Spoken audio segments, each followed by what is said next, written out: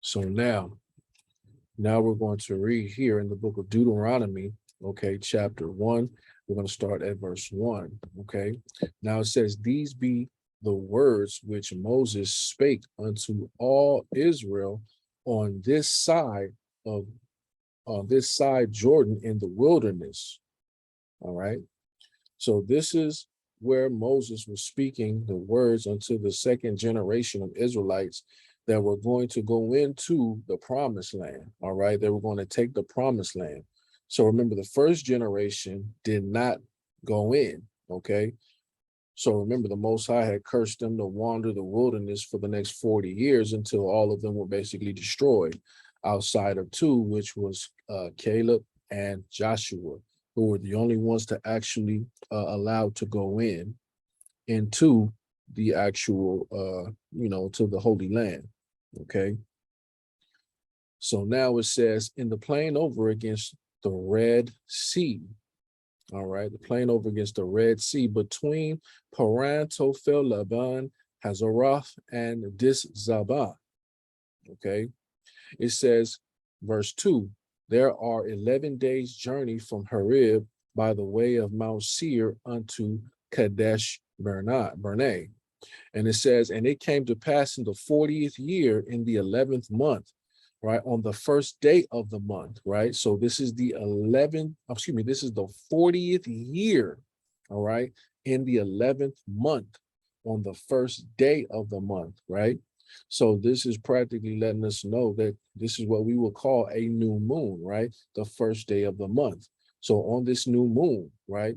And it says that Moses spake unto the children of Israel according unto all that Yahweh hath given him in commandment unto them, right? The children of Israel. So this is what he had he's basically going into the commands, you know what I'm saying, that the Lord had given unto him.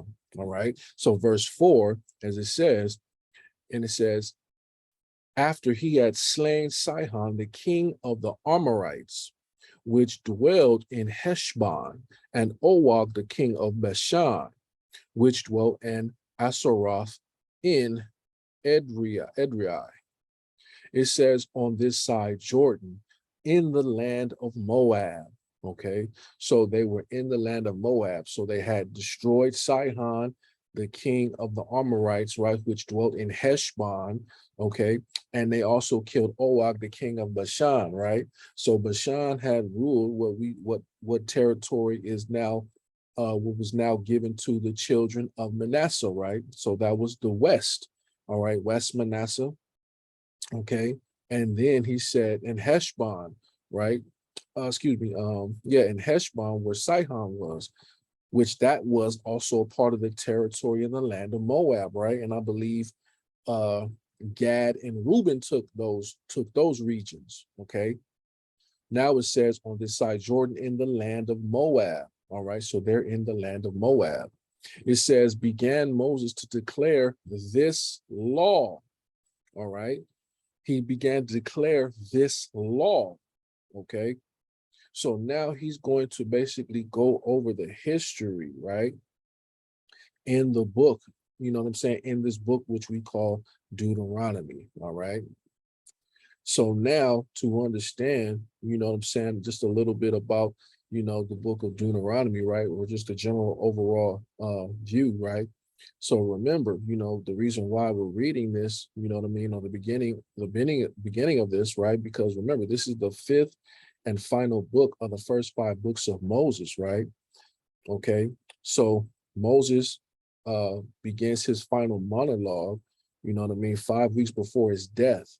And he recounts the history of the Israelites' travel, right, through the desert.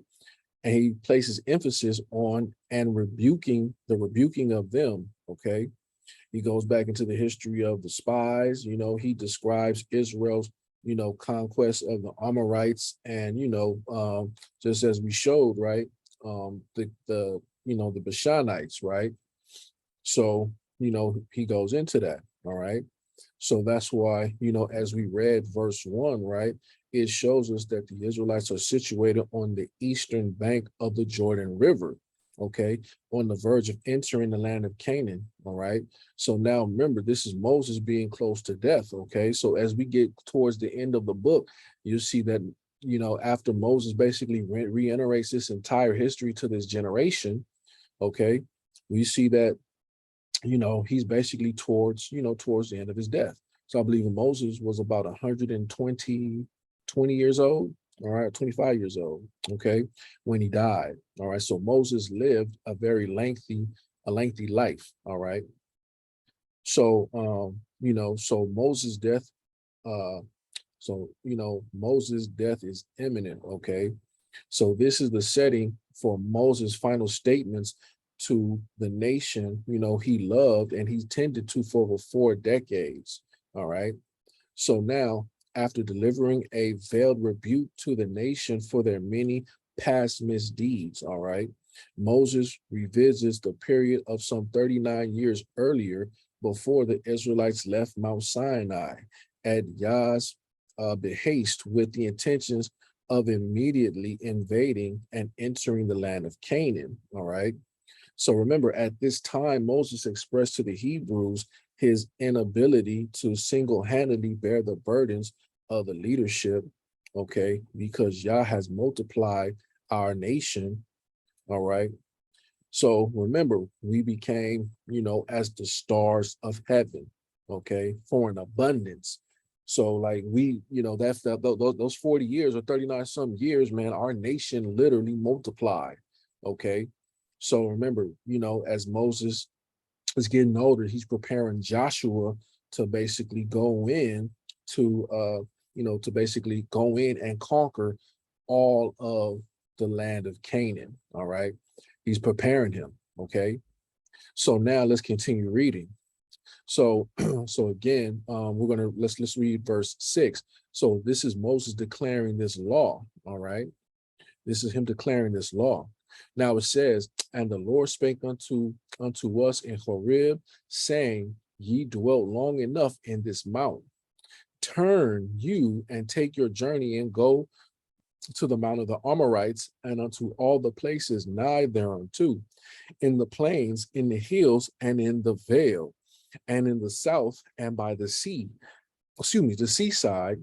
It says to the land of Canaan and unto Lebanon, unto the great river, the river Euphrates. Behold, I have set the land before you. Go in and possess the land which Yahweh sware unto your fathers, Abraham, Isaac, and Jacob, to give unto them and to their seed after them, right? So that was the promise, okay? If we go back to the book of Genesis chapter 17, right? Or even chapters 15, the Lord said that he was going to give Abraham the land of Canaan, all right?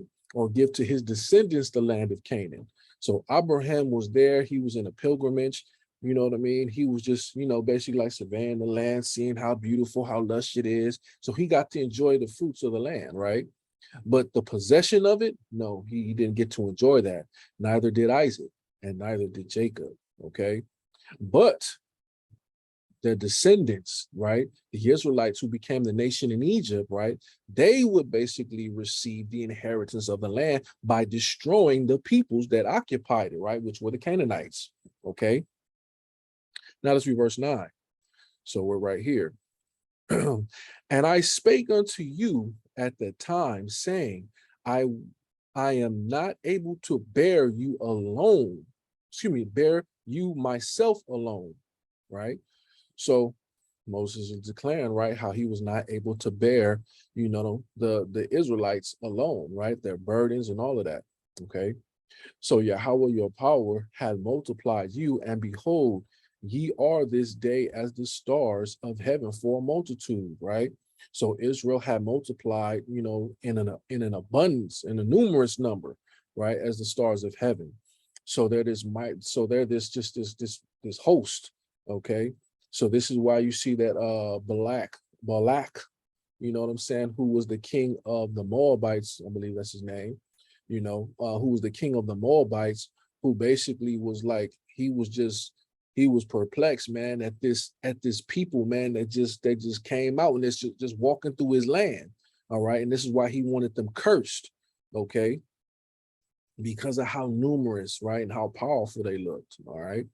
So again, so it says, and Yahweh, your power, the power of your fathers, make you 1,000 times so many more as ye are, and understand and known among your tribes, and I will make them rulers over you.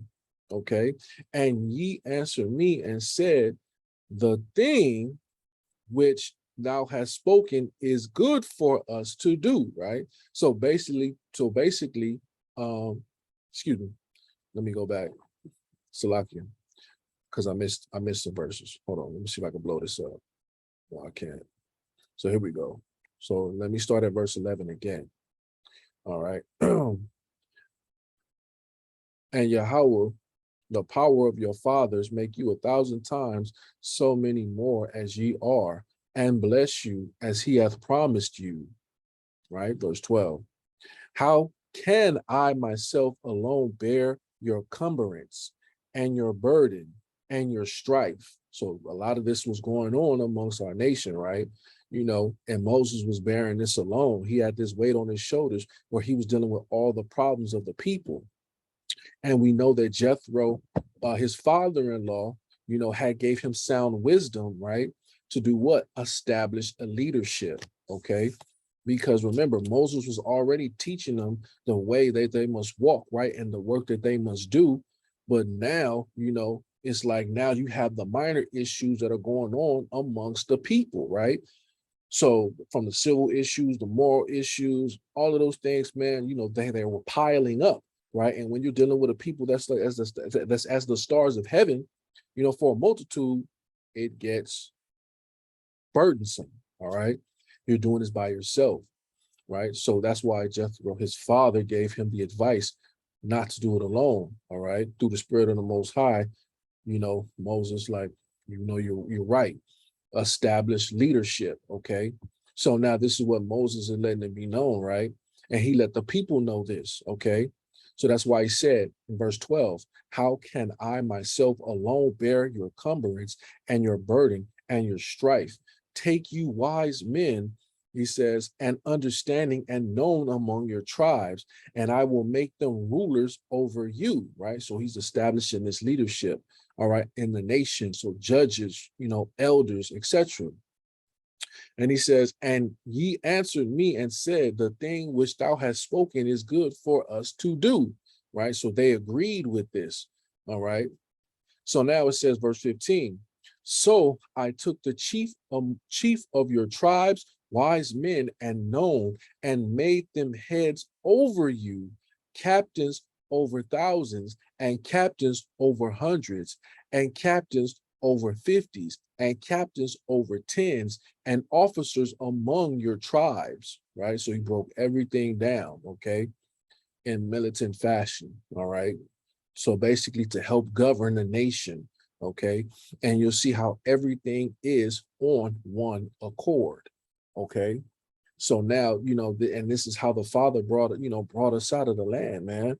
So, there was no, no multiple doctrines or anything like that, right? We had a law that was given to us by a man whom the Most High appointed as a leader and a ruler over us, right? And he basically began to establish a nation. All right.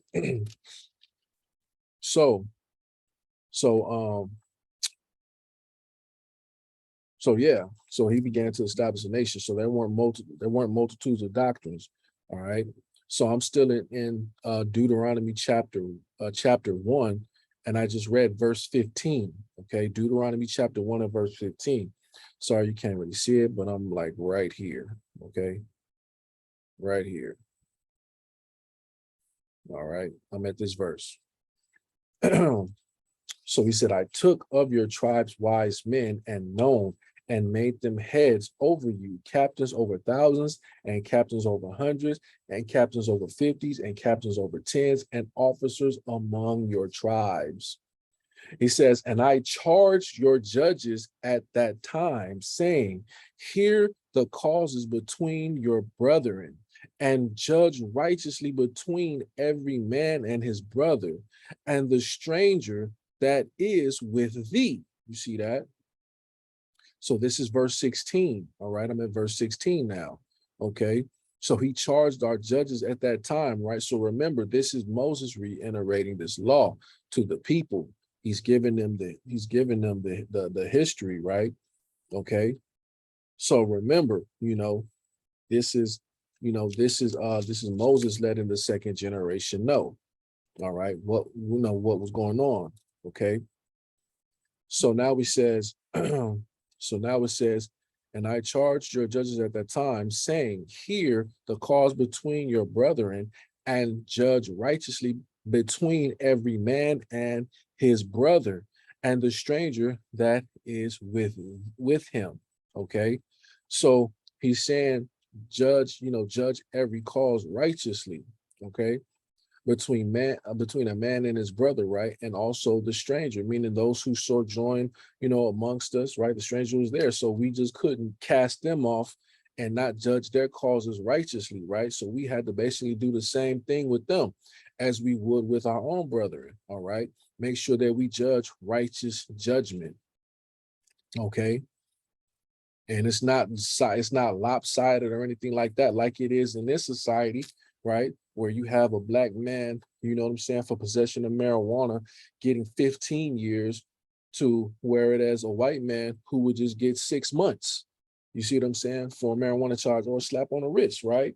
It's not fair. Okay. That is not judging righteously. All right. But our laws, the most high, you know what I'm saying? He he condemned the wicked, right? And made sure that the righteous, you know what I'm saying, were treated fairly. Okay. So that's the most important thing, man, about righteous judgment. All right. So this is what's supposed to be going on. This is how our nation is supposed to be built, and being structured once again, right? But we have camps, we have congregations, we have churches, so on and so forth. We have everybody on with teaching different doctrines, keeping different Sabbaths and things of that nature, to where, it makes the whole process of coming together as a nation very much more so difficult. It's much more difficult now. All right. Yeah, we can come together and pound and say, hey, shalom and all that other stuff, man. But what about really coming together as a nation on one accord? You know what I mean? The understandings vary from camp to camp. All right, or congregation to congregation, right? You have those that don't want Mexicans in it. You have those that, that that have Mexicans in it. You have those that believe that Mexicans are Israelites. You have those that don't believe Mexicans are Israelites. You have those that believe that the new moon is the dark moon. You have those that believe the new moon is the full moon, right? So it's just those things doctrinally, man, is what keep us basically separate. All right. And if we're supposed to come together, as supposedly as Zephaniah 2:1 states, right? Then we have to go back to the original source, right, of our unity, which is Torah, man, and bring it back together. All right. Remove the doctrine, right, and put the law, you know what I'm saying, as our foundation. That's where it's supposed to be. All right. To where we're judging situations righteously. You know what I'm saying? Where the righteous be exalted, the wicked be condemned, right? You know what I'm saying? Marriages be properly conducted, man. Brothers ain't getting away with evil and wickedness, man. Sisters ain't getting away with evil and wickedness. All right. And then the strangers, you know what I'm saying? That, join amongst our nation, right? Because yes, we did have other nations amongst us, other nations that wanted to be a part of us, right? And join to us. Okay. So we had to make sure that they are treated fairly, all right, and done righteously. Okay. Now let's continue reading. So this is the beauty of Torah. All right. Now it says, ye shall not respect persons in judgment, but ye shall hear the small as well as the great. Ye shall not be afraid of the face of man, for the judgment is Yah's, okay, or God's. And the cause that is too hard for you, bring it unto me, and I will hear. And I commanded you at that time all these things which ye should do, right? So he commanded at this time, okay? So remember, like I said, just to go back over a little bit, right? So remember, you know what I'm saying? The Israelites consented to the idea, you know what I'm saying, of Moses appointing, you know what I'm saying, a hierarchy of judges, right, to preside over the nation, okay? So this was something that everybody agreed upon, all right? It wasn't no, nah, we can't do this because you know what, we're gonna be back here keeping our doctrine and y'all could be over there keeping your doctrine. No, it wasn't nothing like that. All right. Unity comes when we all are on one accord. Okay. And we're keeping the same things. You know what I'm saying? We're feasting at the same time. All right. History shows us that. You know what I mean? I can go to that all day, especially though, you know, the early church fathers, all of that. So it says Moses recalls instructing them in the basics of the Judaical integrity, right? So remember, then Moses then recounts how the Hebrews traveled through the desert and quickly reached, you know what I'm saying, Kadesh Barnea.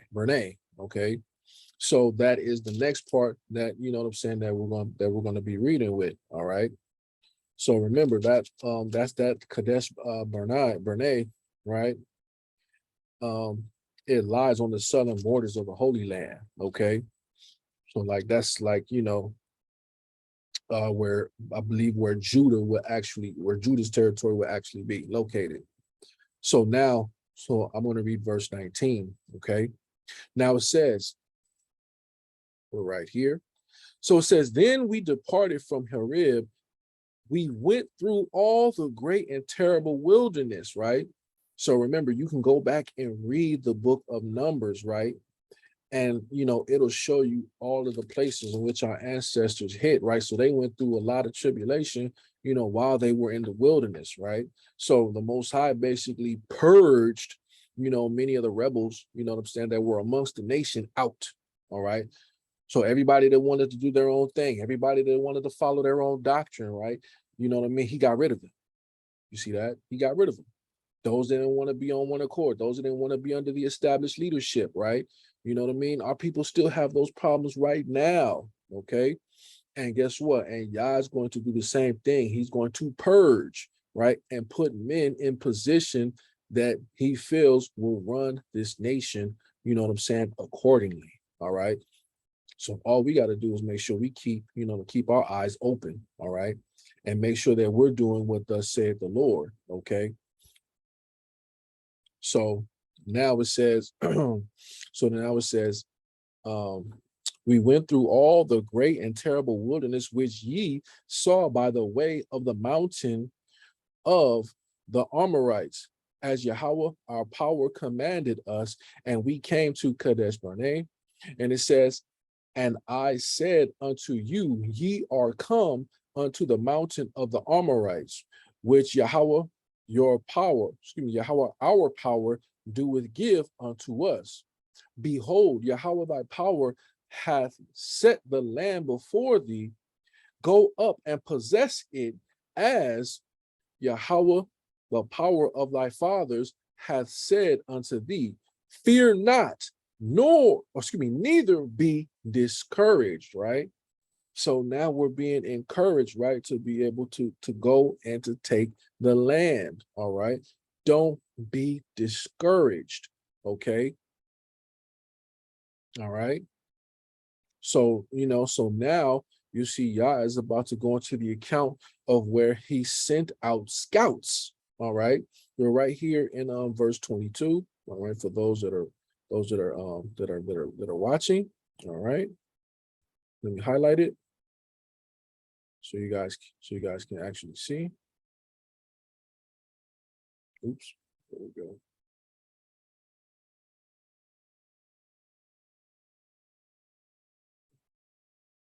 So we're here. Oops. Verse 22. Come on, come on.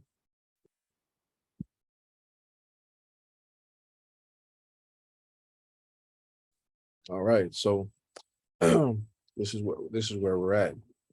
So now it says, and ye came near unto me, every one of you, and said, we will send men before us, and they shall search out of the land and bring us word again by what way we must go up, and into what cities we shall come, right? So they sent out these spies, okay? And we're going to read that, verse 23. And the saying pleased me well, and I took 12 men of you, one of a tribe, and they turned and went up into the mountain and came unto the valley of Eshcol and searched it out. And they took of the fruit of the land of the land in their hands, and brought it down unto us, and brought us word again, and said, it is a good land which Yahweh our power doeth give us. Notwithstanding, ye would not go up, but rebelled against the commandment of Yahweh your power. And ye murmured in your tents and said, because Yahweh hateth us, he hath brought us forth out of the land of Egypt to deliver us into the hand of the Amorites. You see that? So this was an evil thing, man, that they were bringing up. They were murmuring right within their tents. So this was the rumor that was spreading all throughout the camp, right? And what is that called? That's called fear. You see that? Fear. So now they began to fear the enemies, right? You know, that they were supposed to, the people that they're going to enslave. You see what I'm saying? You know, because Yahweh's willing it, right? And telling them not to be discouraged, right? Remember, what do we just read in verse 21? Behold, Yahweh thy power hath set the land before thee, go up and possess it. As Yahweh, the power of thy fathers hath said unto thee, fear not, neither be discouraged, right? But you had these scouts that came back and brought back an evil report, right?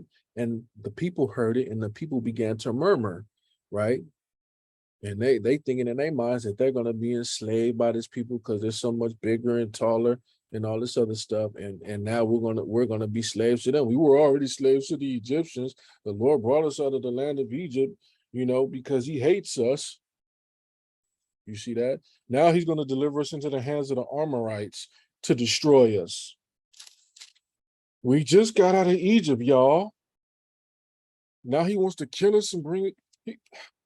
You know, so this is the lack of faith that the people were having, man. You know what I mean? They were scared now, right?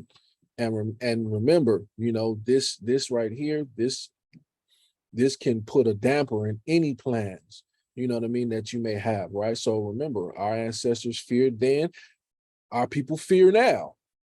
All right. You can't go up against the so-called white man because he got too many weapons and he's just, you know, he's just so powerful. Well, when was that a problem? You know what I'm saying? For the children of Israel, you know what I mean? When they're in righteousness and their deity is fighting for them. When has that been a problem? It's never been a problem. You know what I mean? The only problem is that you're making it a problem. Okay? That's the evil, man, when you do not believe. All right. So Yahweh said here that he would fight for us. He would go before us, right? So these nations and all that, they can have all their technology, their nuclear missiles and weapons. The Father could send a host of his angels, man, and destroy and obliterate all of that garbage, man. Like nothing. And he can build us up to the point where we just go and clean up. We're just gonna clean up.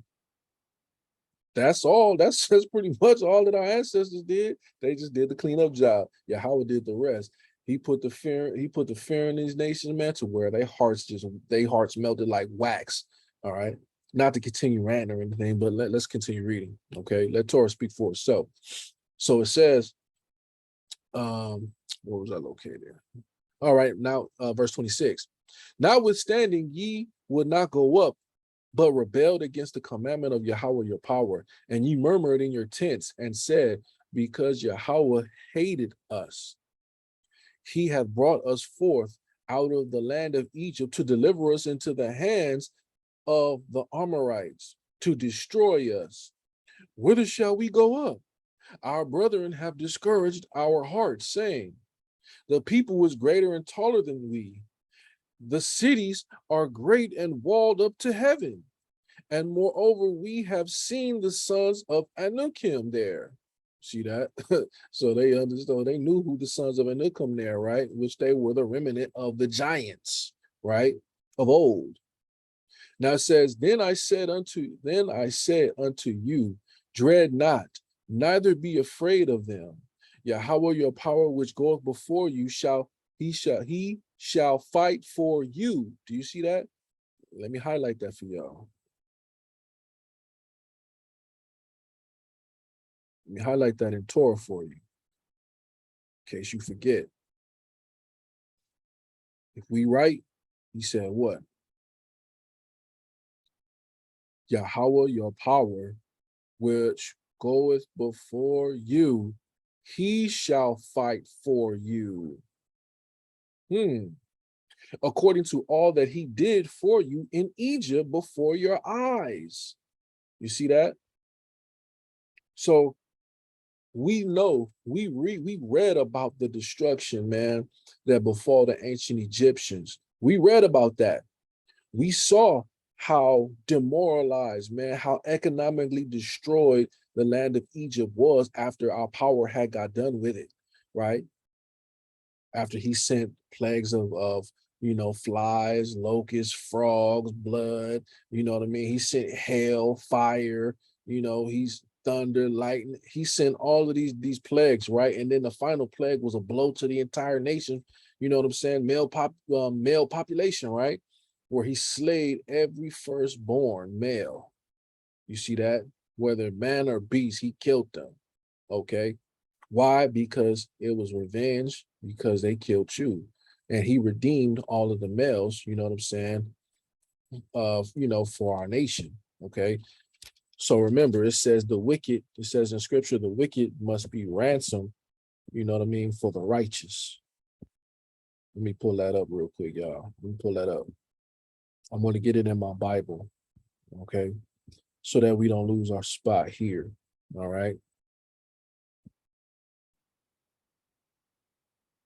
So this is Torah, man. It's our Torah study, guys. So this is why we're reading, we're reading this, man, so that we'll obey his voice, right? You know what I mean? We'll obey his voice. We're going to go precept upon precept, but guess what? We also going to go line upon line. And that's where many brothers suffer at, man. They just go precept upon precept, but they don't go line upon line. All right? And some.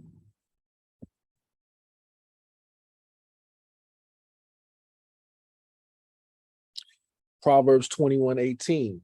Okay, you guys can write that down. Proverbs 21:18. It says, the wicked shall be a ransom for the righteous, and the transgressor for the upright. You see that? So that's why I said, the Lord basically, when he killed all of the firstborn of the Egyptians, he basically he redeemed us. All right. He redeemed us. Okay. He redeemed all the firstborn males, right? So that's why he said all the firstborn males are his. All right. But let's go back to Torah.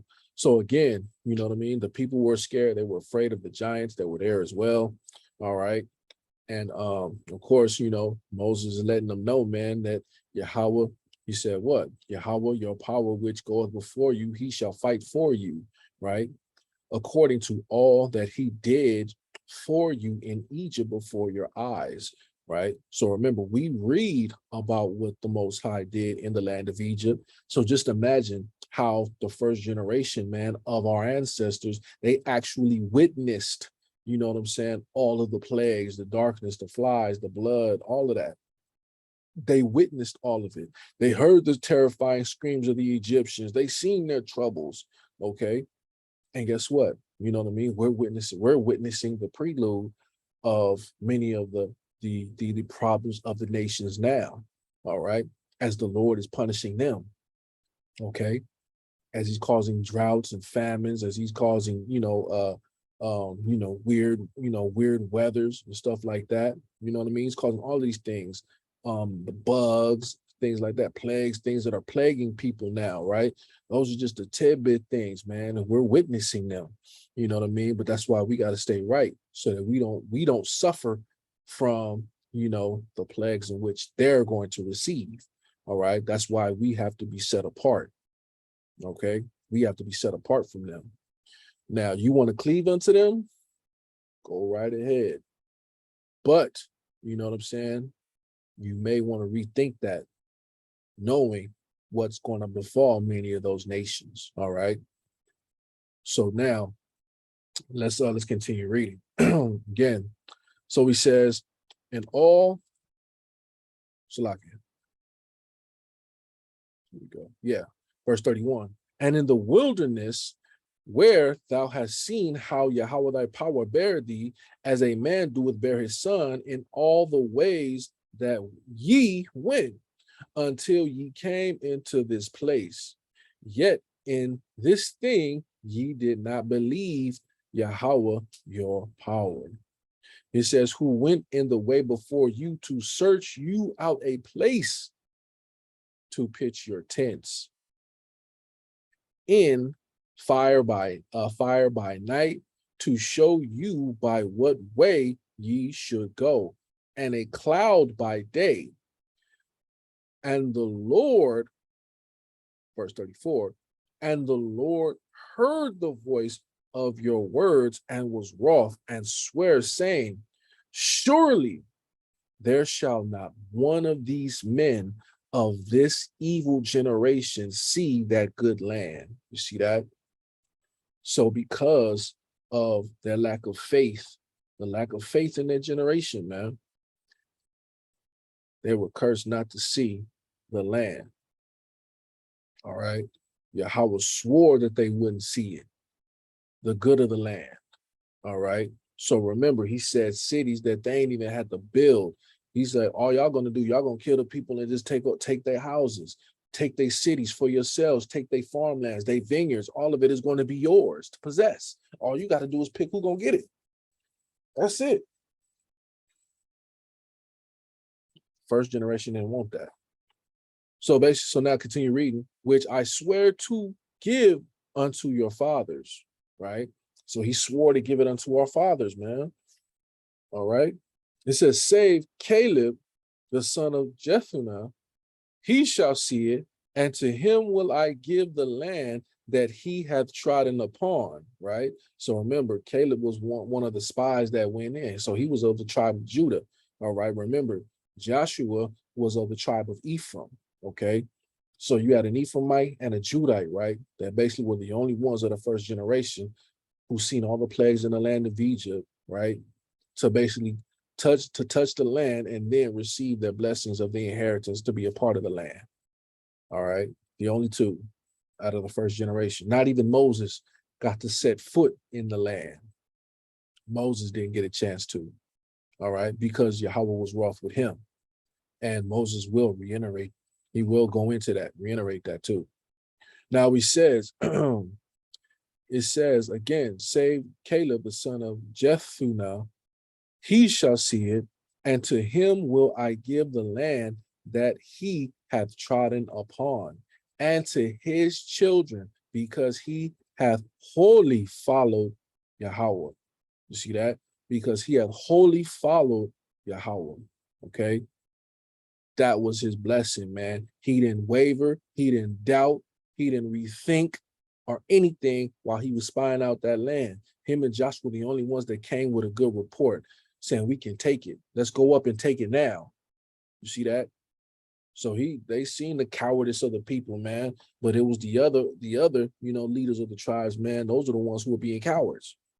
All right. Judah and Ephraim, only ones that weren't being cowards.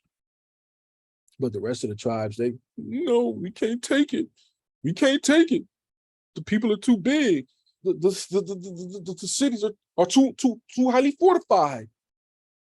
We can't do it. The Lord brought us out here to kill us, man. Oh, that was their mindset. So we don't want that mindset. All right. So it says, also Yahweh was angry with me for your sakes, saying, thou also shalt not go in hither. Look at that. So Moses even let it be known right here in verse 37, guys. Right here in verse 37. Moses let it be known that he wasn't able to see the land to go in either. Right? Because of what? And Yahweh was angry with me for your sake, saying, thou shalt not go in thither. You see that? So Moses didn't get to go in, right? Remember, instead of speaking to the rock to sanctify the Lord in the eyes of the people, he struck it. Water still came out, but he disobeyed the commandment of the Lord, and it cost him. All right, it cost him, going into the land and being able to partake. All right. So it says, verse 38, but Joshua the son of Nun, which standeth before thee, he shall go in hither. Encourage him, for he shall cause Israel to inherit it. All right.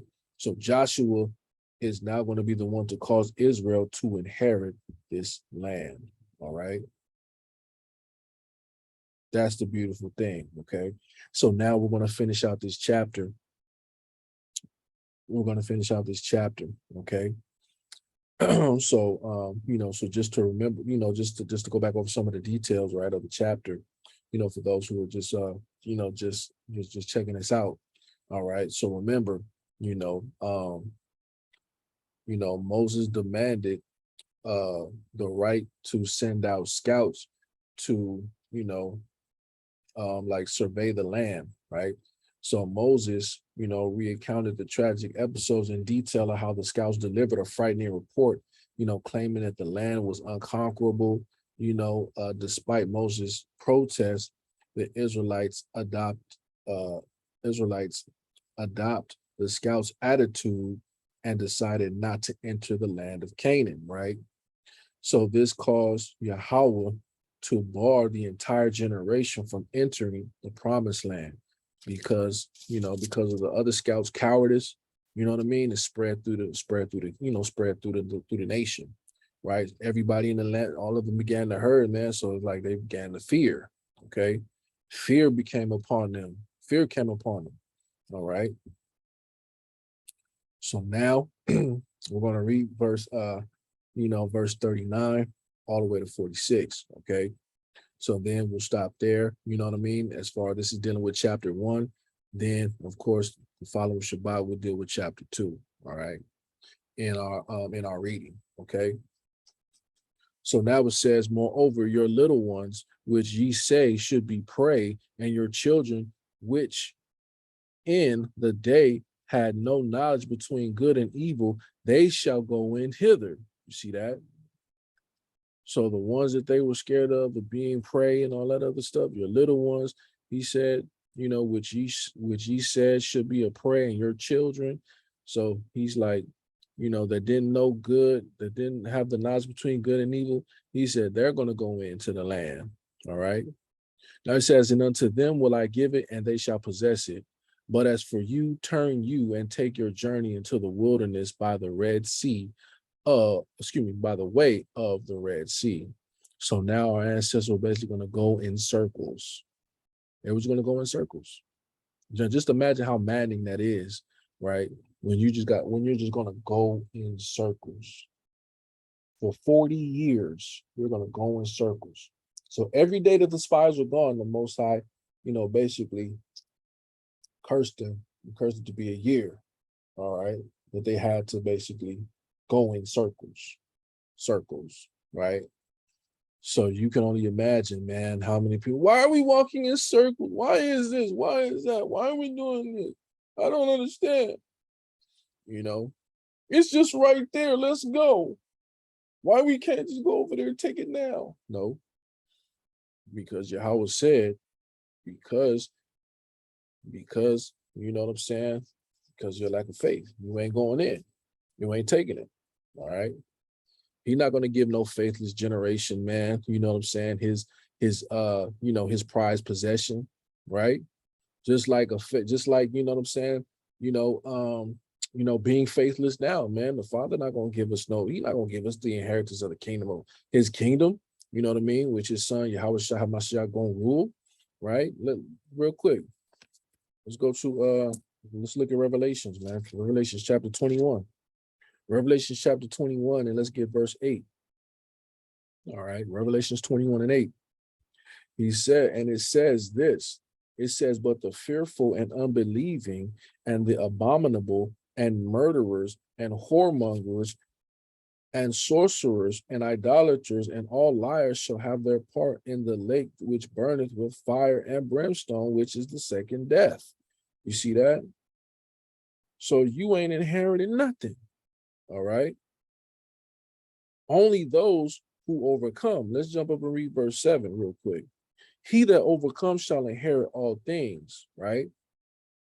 It says, and I will be his God, and he shall be my son, right?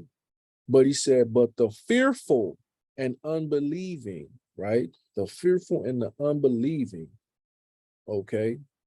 The abominable, murderers, whoremongers, sorcerers, idolaters, all liars shall have their part in the lake which burneth with fire and brimstone, which is the second death, right? And then you could also equate that with the book of Isaiah, chapter 66 and verse 24, the very last verse, where the Father already talks about how, so he says before, from new moon to new moon, Sabbath to Sabbath, also come and worship before the Lord, right? You know what I mean? And basically he shows like how those, I'm just paraphrasing, who don't worship, right? Their inheritance is going to be worms, right? Worms, okay? But let's real quick, let's go there. So, y'all not think I'm just talking out the side of my neck. I'm just quoting the scripture wrong. Let's let the Natugan talk.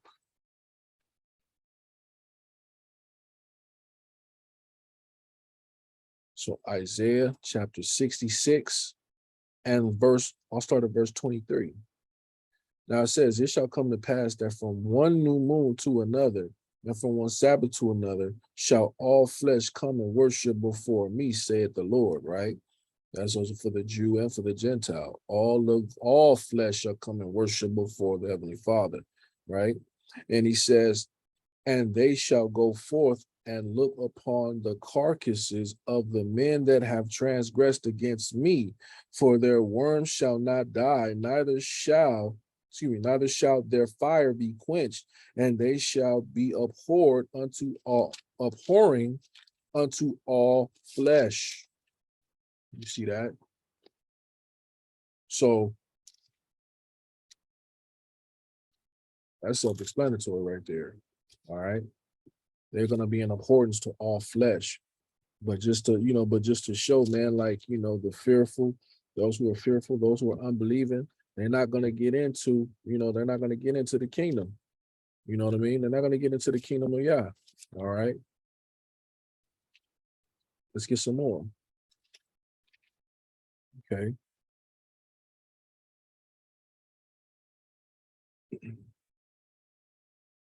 Let's see.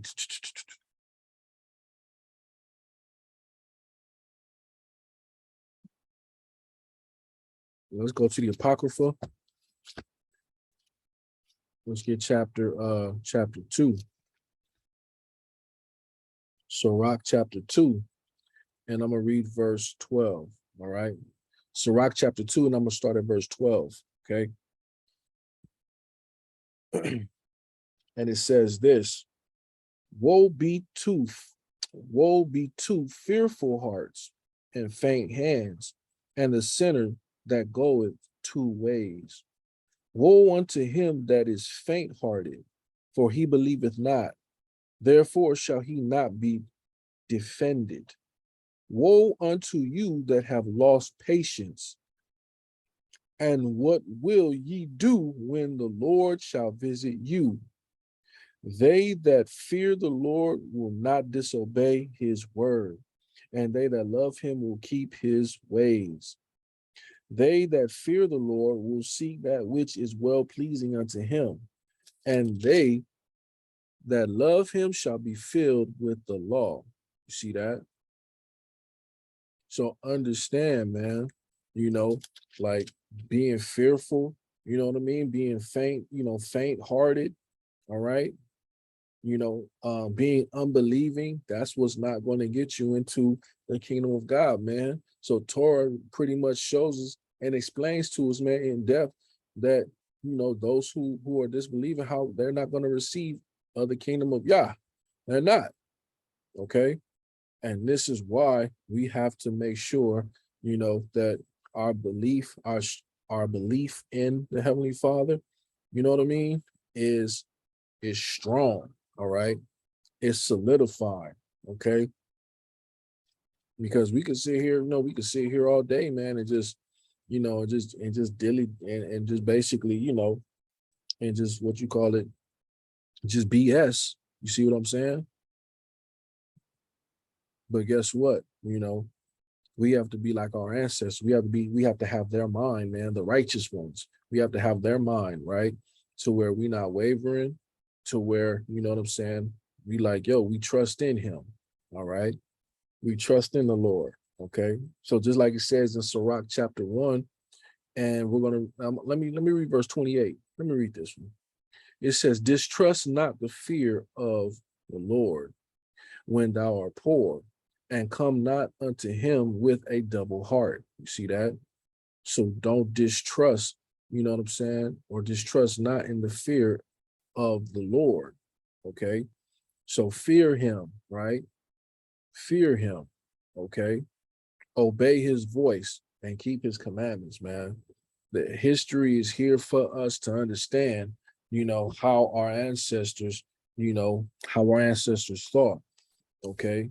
The things that they had to endure, right? The things that we must endure now, all right, to give us that hope and that faith, man, to be the ones to overcome. All right. So let's continue reading. Let's go back to Torah.